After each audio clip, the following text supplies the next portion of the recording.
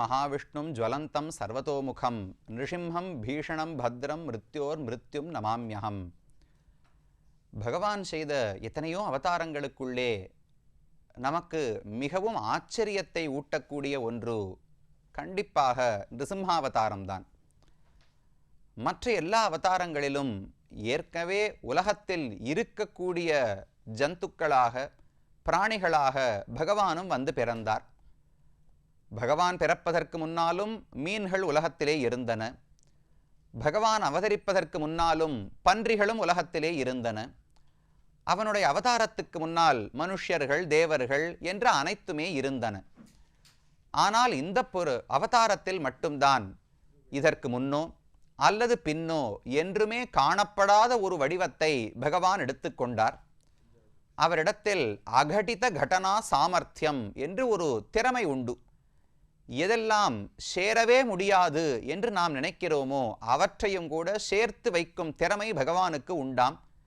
நாம் நினைப்போம் ஒரு உடல் மனித உடலாக இருக்கலாம் அல்லது சிங்க உடலாக இருக்கலாம்.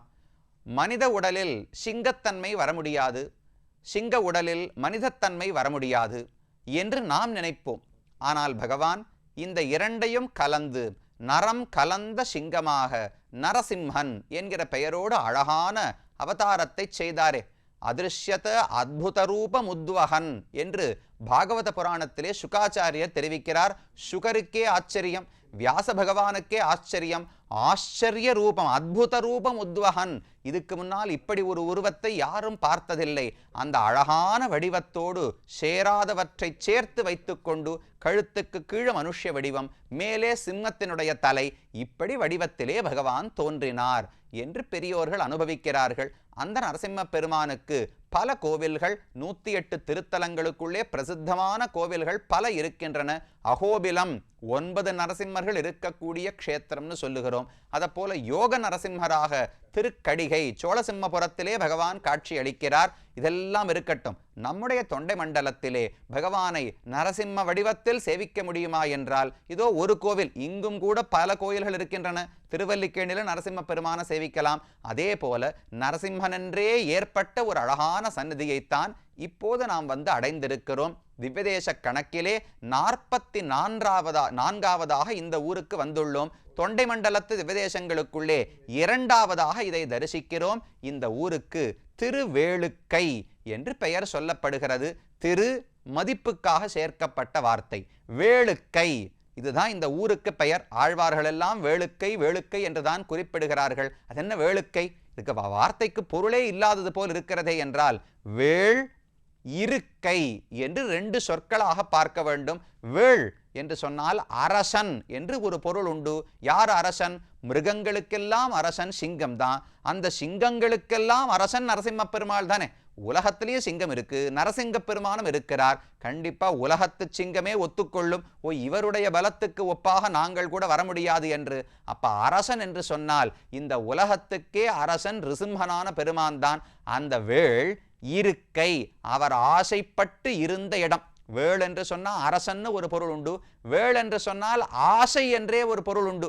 அப்ப அரசன் இருக்கும் இடம், ஆசைப்பட்டு இருக்கும் இடம். அப்ப அரசனான பகவான் ரிசிம்ம பெருமான் தானே தேர்ந்தெடுத்து இந்த ஊரினுடைய இயற்கை சூழல், இந்த ஊரினுடைய அமைப்பு அனைத்தையும் பார்த்து இந்த இடத்திலே கோயில் கொண்டார். அதனால வேள் இருக்கை, வேளுக்கை என்று மருவி இருக்க வேண்டும். இது அப்படியே சம்ஸ்கிருதத்தில் பார்த்தோம் என்றால் இந்த ஊர் பெருமானுக்கு காமாசிகா நரசிம்மர் என்று பெயர் சொல்லப்படுகிறது. காமாசிகா, காமம் என்றால் ஆசை என்று பொருள், ஆசிகா என்றால் இருக்கும் இடம் என்று பொருள்.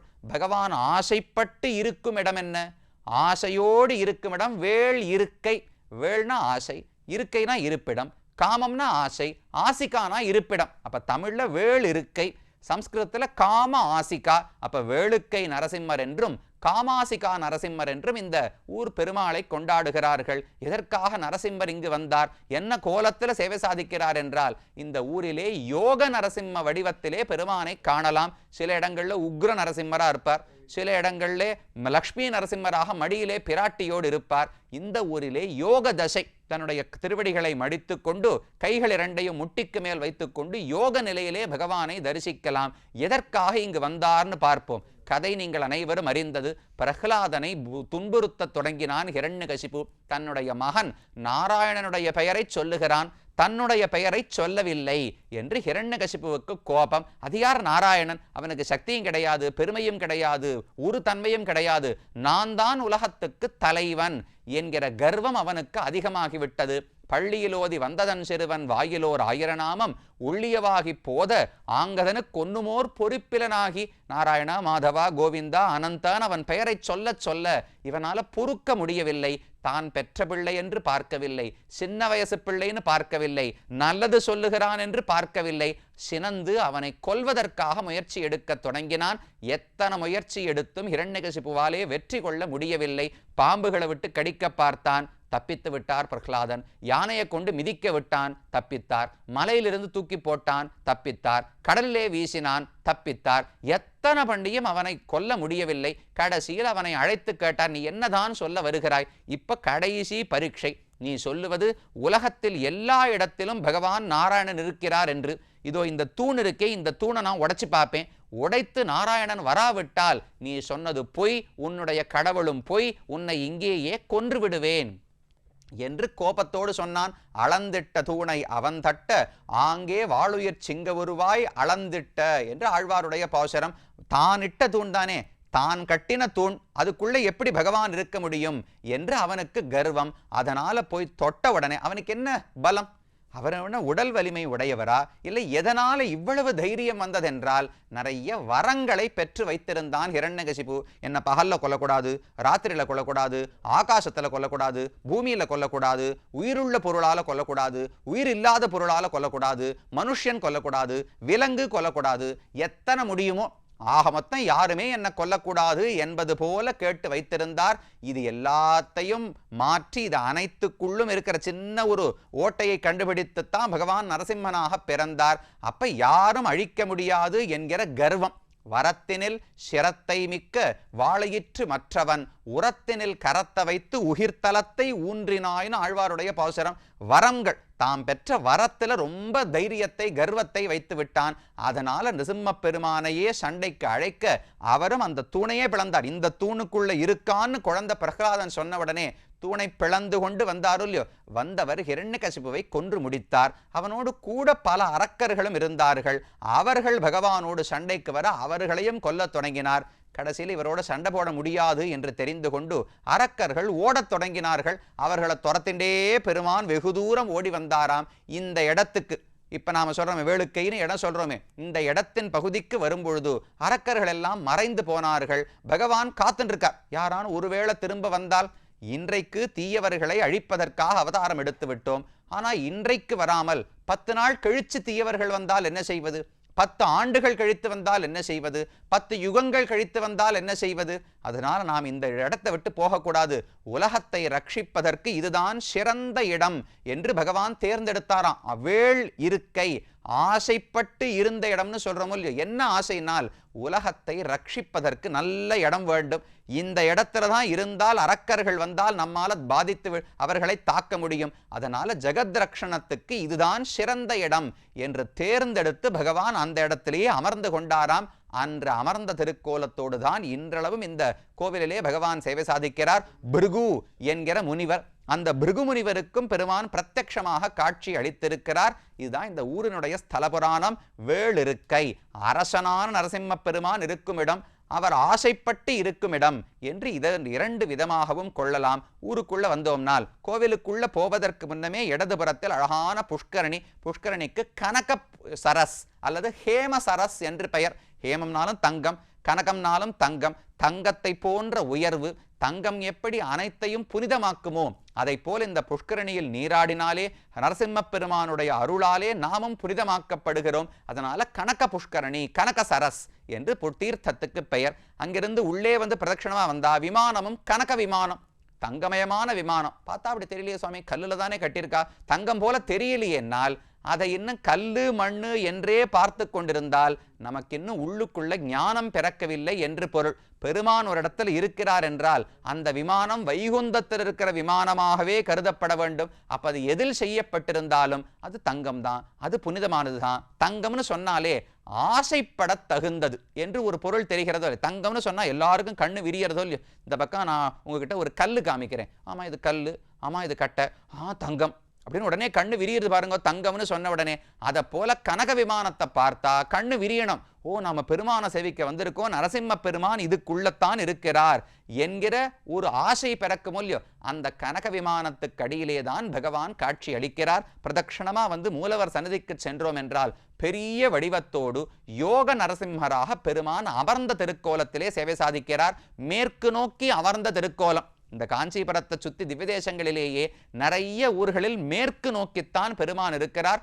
இந்த ஊரிலும் மேற்கு நோக்கி அமர்ந்த திருக்கோலத்தில் சேவை சாதிக்கிறார். பெருமானுக்கு திருநக்ஷத்திரம் சித்திரை மாசத்து சுவாதி நட்சத்திரம். சுவாதியே நரசிம்மனுக்கானது. சித்திர சுவாதியிலேயே பகவான் கீழே ஒரு ஊர் பார்த்தோம். ஒவ்வொன்றா சித்திர ஹஸ்தம் மேல வரதராஜ பெருமாளுக்கு பார்க்க போகிறோம். சித்திர ரோகிணி ஒருத்தருக்கு. அதை போல சித்திர ஹஸ்தத்திலே அதாவது சித்திரை மாசம் சுவாதி நட்சத்திரத்திலே இந்த ஊரிலே நரசிம்ம பெருமான் தோன்றினார். இந்த ஊரில் பெருமாளுக்கு அழகிய சிங்கன் என்று திருநாமம். அழகு இருக்கு, ஆனா சிங்கமா இருக்கார். சிங்கம்னா கோபமா இருக்கும், சிங்கம்னா பயங்கர சிங்கம்னு வைக்கலாம். அது என்ன அழகிய சிங்கம்னு வைக்கலாமான்னால் ஆழ்வாரே பாடுறார், அழகியான் தானே அறிவுருவம் தானேன்னு ஆழ்வாருடைய பாசுரம். உண்மைதான். பொதுவா அறிவுருவம் சிங்க உருவம்னு சொன்னாலே கோபமோடத்தான் இருக்கணும், பார்த்தா பயம்தான் ஏற்படணும். ஆனா இந்த பெருமாளை நிஜமா சேவிச்சு பாருங்களேன், நம்ம கோபமே வராது. நெஜோ சிங்கம் இதை போல உட்கார்ந்துட்டு இருந்தா பயந்து ஓடி போயிடுவோம்.